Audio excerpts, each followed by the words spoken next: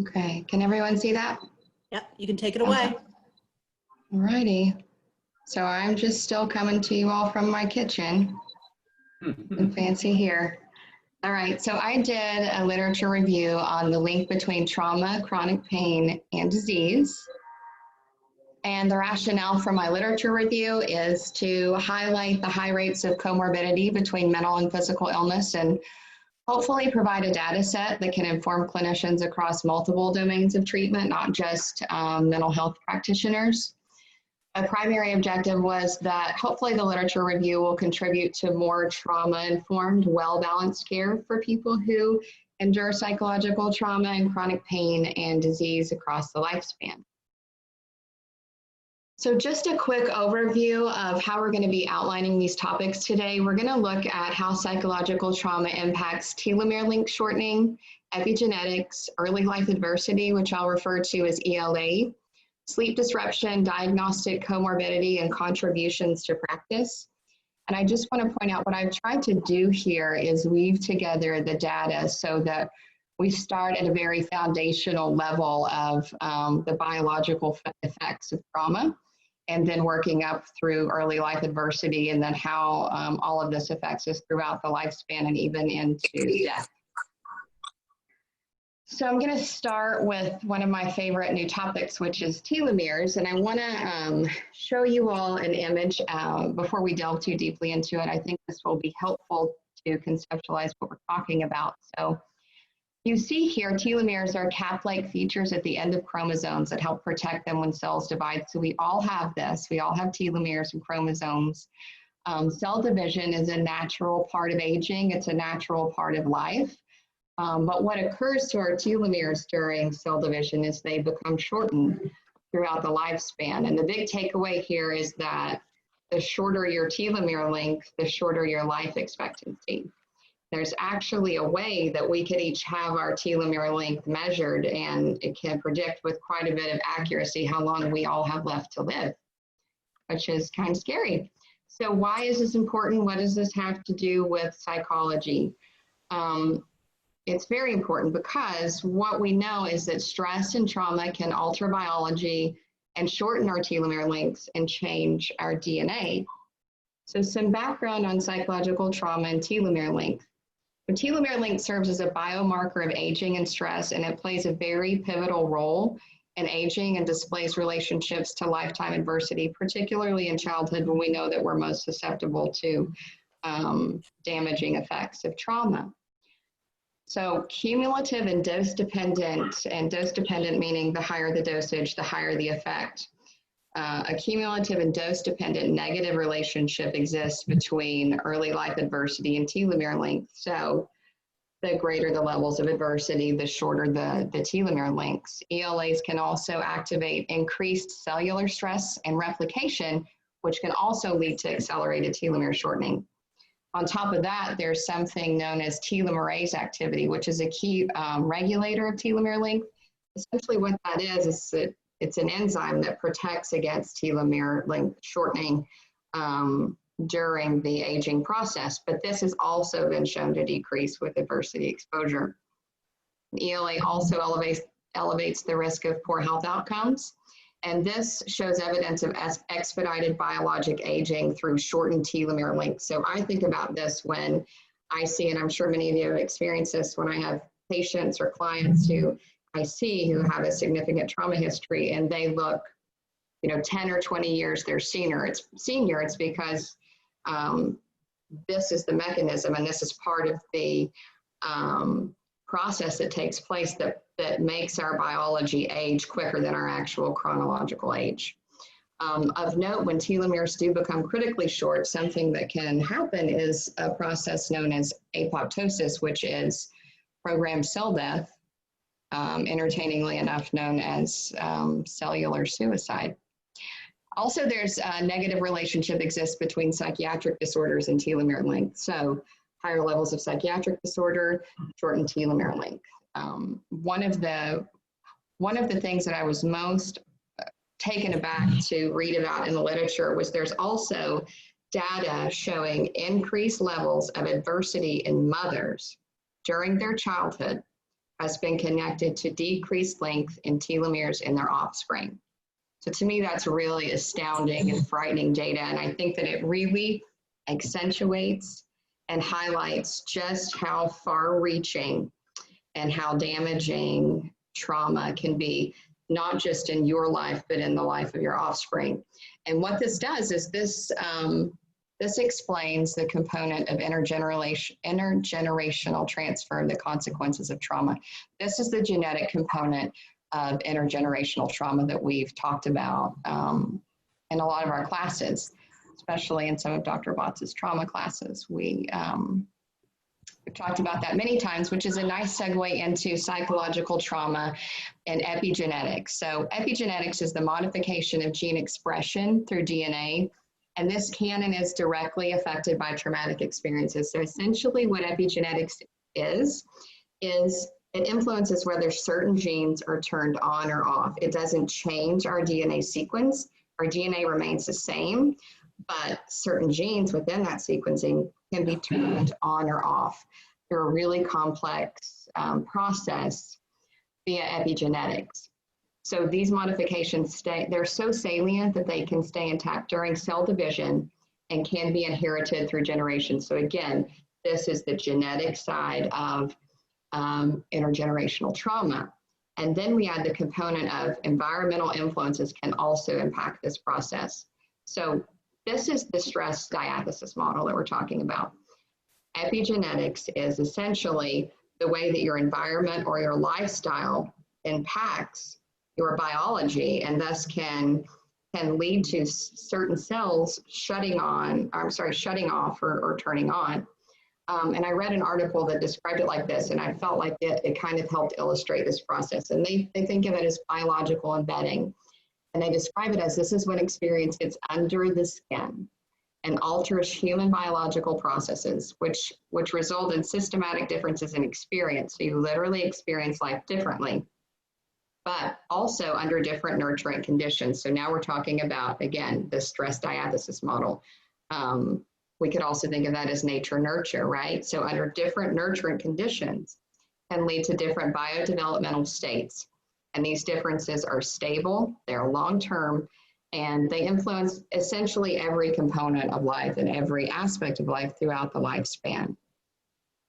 These modifications are, just to name a few, are linked to suicide completion, altered stress hormone systems, and illness severity. So that shutting on and off of certain genes can lead to heightened rates of mental and physical illness. Now, we can't talk about the subject without talking about early life adversity. It's a huge part of the literature, and you know, we know as clinicians just how impactful early life adversity is. So the prevalence of adverse child experiences has been linked to numerous lifetime health risk factors, and sadly, survivors of child abuse and neglect typically have a significant decrease in life expectancy. So they tend to not live as long. And we can't talk about ELAs without talking about the ACEs study, which was a groundbreaking epidemiological study known as the Adverse Childhood Experiences Study. And what this did was it exposed an astounding correlation between childhood maltreatment, later life medical complications, and even early death. And what it measured for, it was categorized into three main groups of abuse, neglect, and household challenges. And within those main groups, you had subgroups. So a few significant takeaways from that study were that individuals who participated in this study, and they had 4 as sort of the threshold and the cutoff of being at heightened risk. So people who endorsed 4 or more ACEs had 2.5 times greater risk of contracting chronic obstructive pulmonary disease and hepatitis, were 4.5 times more likely to suffer from depression, and had 12 times the risk of suicidality. 7 or more ACEs had triple the risk of lung cancer and 3.5 times the risk of ischemic heart disease, which is one of the top killers in the US. High doses of ACEs is linked to, just to name a few, neurological impairment, higher likelihood of heart disease, cancer, chronic lung disease, skeletal fractures, and liver disease. So the HPA axis, known as the hypothalamic pituitary adrenal axis, is your body's stress response system that regulates stress hormones that are associated with fear responses. So they think this plays a key role in these biological changes and differences that happen within our body as a result of trauma or heightened threat. When that system is frequently activated by traumatic experiences, the result ends up being maladaptive and detrimental to your health. And high levels of trauma are found to impact developing immune systems, hormone regulation, and the way DNA is read and transcribed, hence epigenetics. So I want to just briefly talk about the ACEs pyramid because I feel like it does a fantastic job of amalgamating and connecting all of these events to how this can actually result in early death. So starting from the groundwork up, when we're thinking about in terms of conception and all the data we've just covered, so starting with generational embodiment, that's essentially the genes that you inherit and the DNA that's passed on to you from your parents. So after that, so we've inherited a certain set of genealogy, and then we account for social conditions or environments that we're living in after birth.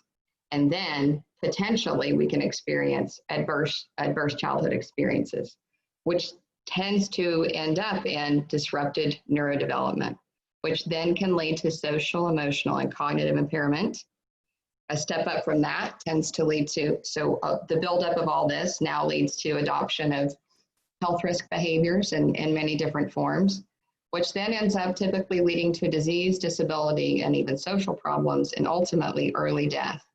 And one of the, Dr. Felitti, who is one of the doctors that pioneered the ACEs study, in his literature talks extensively about, and I think it's an important point to make, is that he makes the connection between early life adversity, adverse childhood experiences, as being the actual cause of death later in life. So what he has done he has connected the dots for us of the experiences that happen in life, experiences or events such as early life adversity, lead to biological and physical changes, which then end up resulting in our death. So he connects that and talks about how he believes that by and large, early life adversity is the actual cause of death, premature death, in individuals who have high numbers of ACEs and have had experienced a lot of ELA throughout their lifetime. So moving on, one of my favorite topics, psychological trauma and sleep loss. So we know that trauma exposure often leads to sleep deprivation. It's a hallmark of PTSD. If you look in the DSM, sleep disruption it seems like it appears in nearly every illness or diagnostic criteria. So holding that in the front of your mind, we're going to talk about the role that sleep loss plays in trauma.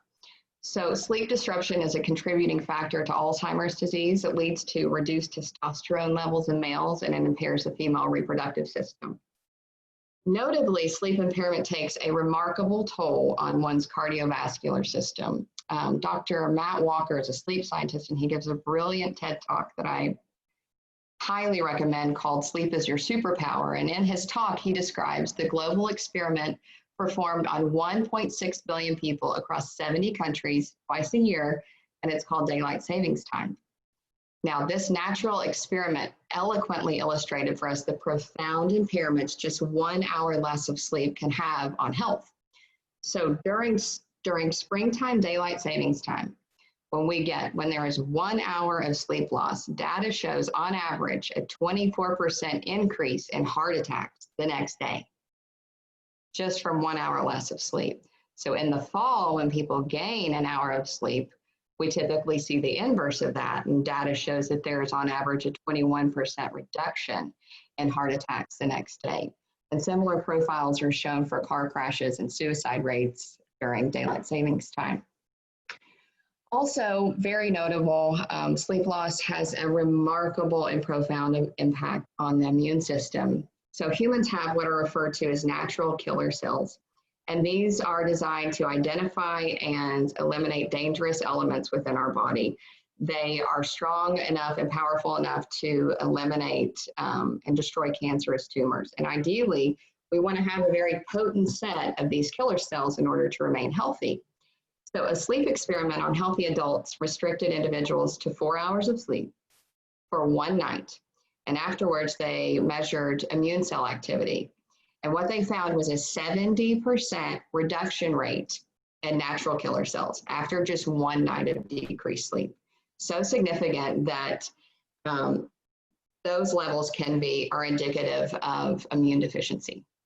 So the link between sleep disturbance and cancer has become so significant across multiple studies and across many, many different forms of literature that the World Health Organization now declares any form of nighttime shift work as a potential carcinogen because of the damaging effects that it has on the body and the disruption of your circadian rhythm, which is your body's biologically wired natural sleep cycle. Another study tested a group of adults who were limited to 6 hours of sleep a night for 1 week, and then measured that change in genetic activity profiles relative to when the same individuals were getting 8 hours of sleep. And what they found that on average, 711 genes were distorted. So about half of those genes increased in activity and the other half decreased. The genes that were switched off because of sleep deprivation, again, were related to immune system deficiency. The other half of the genes that were upregulated were associated with the promotion of tumors, long-term chronic inflammation in the body, and genes associated with stress and cardiovascular disease. And Dr. Walker, in his TED Talk, I feel like really wrapped this up perfectly with his quote when he said, we know this from epidemiological studies across millions of individuals. There is a simple truth. The shorter your sleep, the shorter your life. So moving on to psychological trauma and physical illness. So research invariably indicates high rates of comorbidity between psychological trauma and physical illness. And it does, we typically define chronic pain as pain persisting for longer than 3 months. Prior to that, it's labeled as acute pain. And this article that I found said on average, pain duration in chronic pain patients lasts around 7 years. We also know that ELA and psychological trauma are factors that increase your vulnerability to major medical disorders. And again, just to name a few, these include coronary artery disease and heart attacks, cerebral vascular disease and stroke, type 2 diabetes, asthma, increased BMI, and certain forms of cancer. And that's not even all of them. So inflammation and other immune system disruptors, hypothalamic pituitary adrenal axis changes, that's your HPA axis, genetic and epigenetic expressions, and structural and functional alterations in brain images have all been significantly linked to maltreatment in childhood and psychological trauma. So what do we do with all this information? How do we integrate this into our practice without just feeling totally terrified of how damaging all of this can be? Well, I have a few conclusions about it. So obviously, clearly more training is needed across many different professions to help people be more well-informed about this connection between medical and psychological illness and how closely related they are.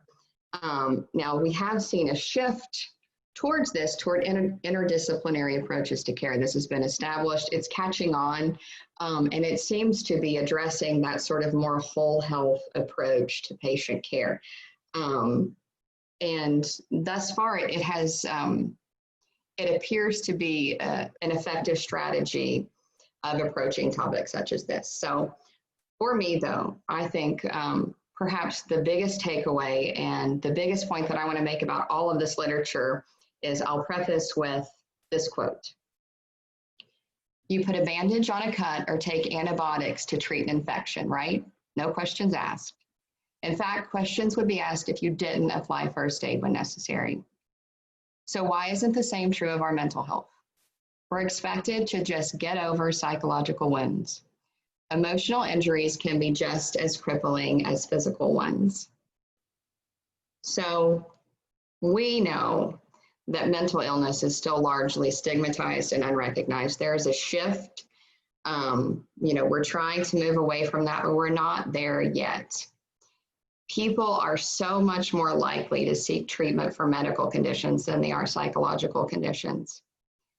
But what this data shows and reinforces is that physical and psychological pain are not mutually exclusive. They exist in a circular connected pattern, and they exacerbate one another. So there really is not a fracture there. What I hope to see is that if a greater understanding of this concept spreads, that the occurrence of medical illness and psychological illness and seeking treatment for either of those can be more equal, and we can bridge that gap and narrow the divide so that people feel just as normal and accepted going to the doctor or seeking treatment for depression, say, as they do, being treated for diabetes or whatever condition you want to plug in there. My hope is that if we can use this medical data in our favor so that we can bridge the gap between these two, between medical and psychological illness, I really believe that this can help in promoting the destigmatization of mental illness and normalizing it, making it as normal as medical illness. And in doing so, advance effective interventions that can thwart these harmful effects of psychological trauma and the effects that it has not only on the body, but on the mind. And potentially, and most importantly, is effects of this shift could be life extending or life saving. And I think that's a good note to end on.